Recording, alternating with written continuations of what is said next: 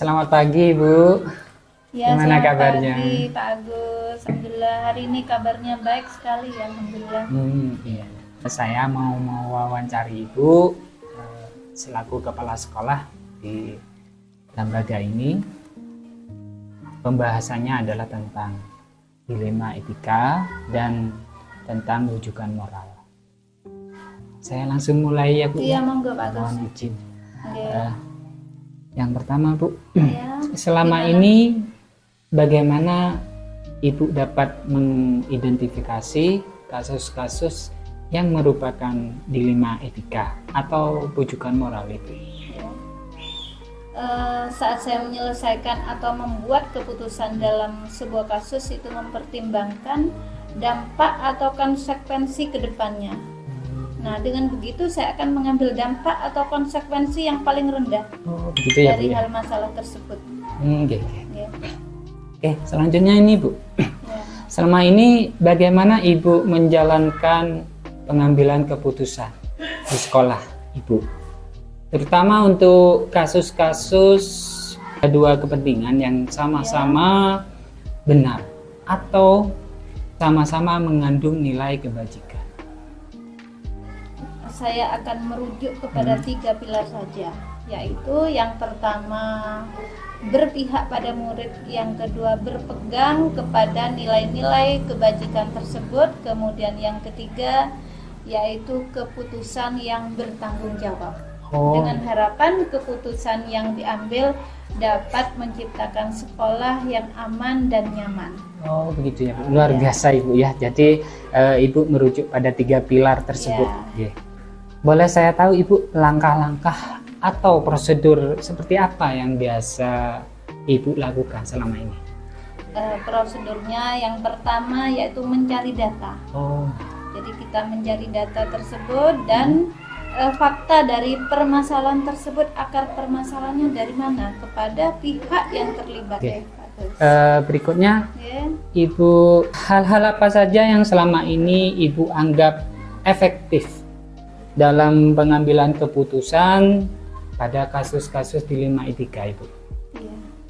Saya tetap berpegang teguh kepada Bapak Pendidikan, yaitu Bapak Ki Hajar Dewantoro, Oh, gitu. yang di dalamnya semboyannya yaitu Ing Ngarso Sungtulodo, Ing Madya Mangunkarso Tutwuri Handayani, yang tentunya Pak Agus sudah paham maksudnya. Betul, Ibu. Ya, hal-hal apa saja yang selama ini merupakan tantangan bagi Ibu dalam mengambil keputusan pada kasus-kasus dilema etika? Apa saja tantangannya ya, Ibu? Tantangannya yaitu diantaranya itu tetap saya mengedepankan keadilan dan rasa empati, Oh, betul, ya, Bu. yang tentunya tetap keputusan tersebut yaitu merujuk kepada murid. Iya. Berpihak pada muridnya, Bu, ya. Karena Oke. sekarang sudah seharusnya kita mengedepankan yaitu berpihak kepada murid. Iya, betul.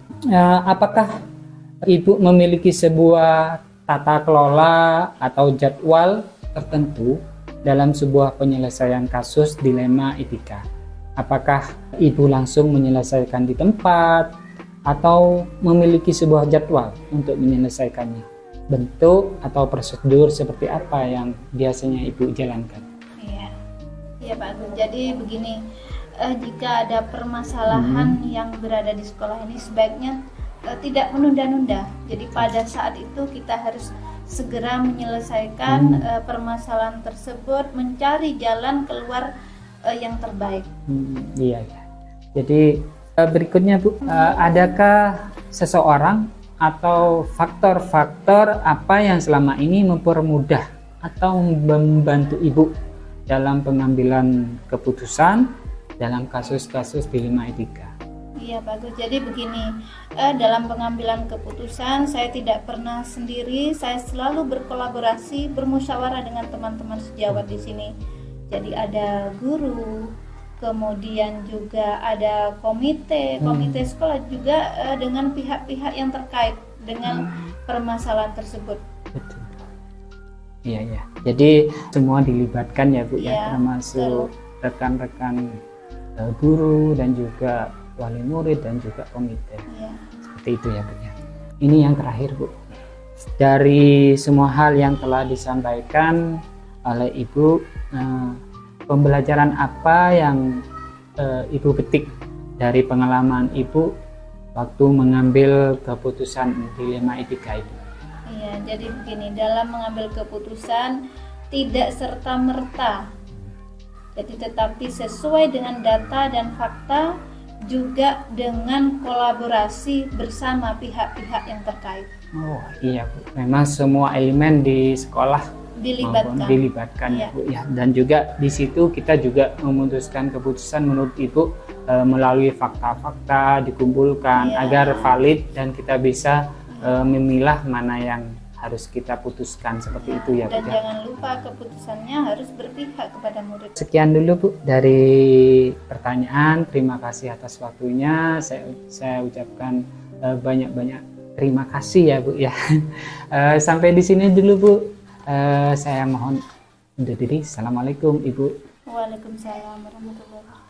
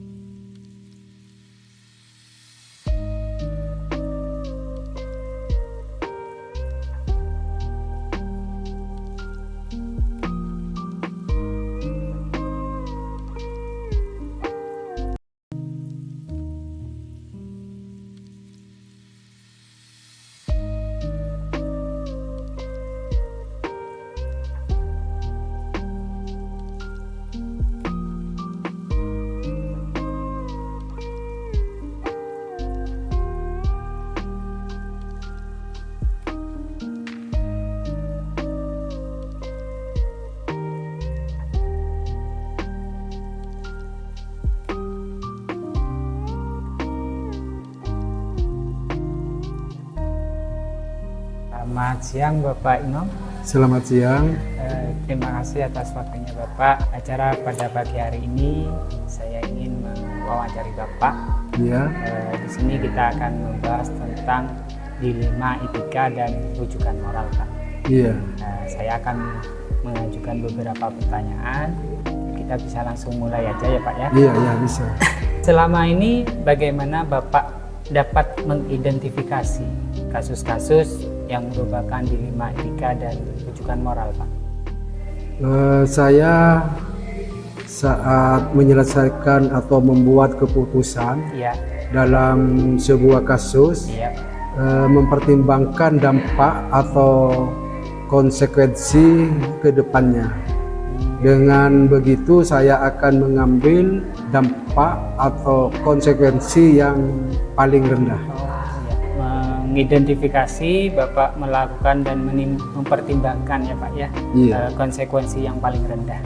Berikutnya Pak, selama ini bagaimana Bapak menjalankan pengambilan keputusan di sekolah Bapak, terutama untuk kasus-kasus di mana ada dua kepentingan yang sama-sama benar atau sama-sama mengandung nilai kebajikan Bapak? Saya merujuk pada 3 pilar, yaitu berpihak pada murid, berpegangan teguh pada nilai-nilai kebijakan, dan keputusan yang bertanggung jawab. Dengan harapan keputusan yang diambil menciptakan sekolah yang aman dan nyaman. Oh begitu ya Pak. Iya. Jadi Bapak merujuk pada 3 pilar ya Bapak ya. Iya. Oke, berikutnya Bapak, langkah-langkah atau prosedur seperti apa yang biasa Bapak lakukan selama ini? Dapat saya lakukan yaitu mencari data dan fakta dari permasalahan tersebut kepada pihak yang terlibat. Hal-hal apa saja yang selama ini Bapak anggap efektif dalam pengambilan keputusan pada kasus-kasus dilema etika, Bapak? Saya tetap berpegang teguh kepada Bapak pendidikan kita, Ki Hajar Dewantara, yang dalam semboyannya ing ngarso sungkolodo ing madya mangun karso. Oke. Jadi Bapak Tuhuri handayani. Iya, Pak tetap berpegang teguh kepada ajaran-ajaran beliau, yaitu Bapak Ki Hajar Dewantara sebagai Bapak pendidikan kita ya Bapak ya. Iya. Oke, yang berikutnya Pak, hal-hal apa saja yang selama ini merupakan tantangan dalam pengambilan keputusan pada kasus-kasus dilema etika menurut Bapak? Apa saja tantangannya? Tantangannya mengedepankan keadilan dan rasa kasihan yang tentunya tetap keputusannya tersebut merujuk pada berpihak pada murid. Oh iya, memang sangat menantang ya Pak. Kita harus mengedepankan keadilan dan rasa kasihan yang tentunya untuk tetap merujuk pada berpihak pada murid seperti Pada itu murid, ya Bapak. iya. Oke, pertanyaan berikutnya Pak. Apakah Bapak memiliki sebuah tata kelola atau jadwal tertentu dalam sebuah penyelesaian kasus dilema etika? Apakah Bapak langsung menyelesaikan di tempat atau memiliki sebuah jadwal untuk menyelesaikannya, atau bentuk atau prosedur seperti apa yang Bapak jalankan? Saya dalam melaksanakan hal-hal tersebut, saya tidak pernah menunda-nunda dalam menangani sebuah kasus. Langsung saya tangani agar kasus tersebut segera dapat diselesaikan. Ya, jadi Bapak langsung menangani secara langsung agar persoalan segera terselesaikan ya Bapak. Ya. Oke, berikutnya Bapak, adakah seseorang atau faktor-faktor apa yang selama ini mempermudah atau membantu Bapak dalam pengambilan keputusan dalam kasus-kasus dilema etika? Dalam menangani hal tersebut, pasti saya ada yang membantu. Dalam mengambil keputusan saya tidak pernah sendirian. Saya selalu berkolaborasi dengan rekan-rekan lainnya seperti komite, rekan guru, dan pihak yang berkait lainnya.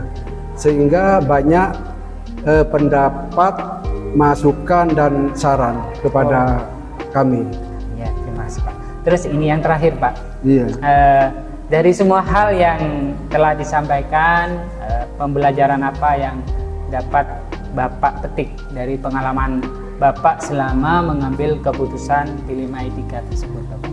Ya, yang dapat saya ambil dalam keputusan itu adalah mengambil keputusan tidak serta-merta, tetapi sesuai dengan data dan fakta, juga dengan kolaborasi bersama pihak terkait. Oke, terima kasih Pak. Iya. Sudah cukup. Jadi menurut Bapak hal yang bisa dipetik memang kita selaku dalam mengambil keputusan tidak serta-merta, tidak tergesa-gesa, tapi sesuai dengan data dan fakta dan juga berkolaborasi dengan pihak-pihak terkait. Terima kasih Bapak atas waktunya. Sama-sama. Saya ucapkan terima kasih banyak. Sampai di sini Bapak. Terima kasih. Assalamualaikum. Waalaikumsalam warahmatullahi wabarakatuh.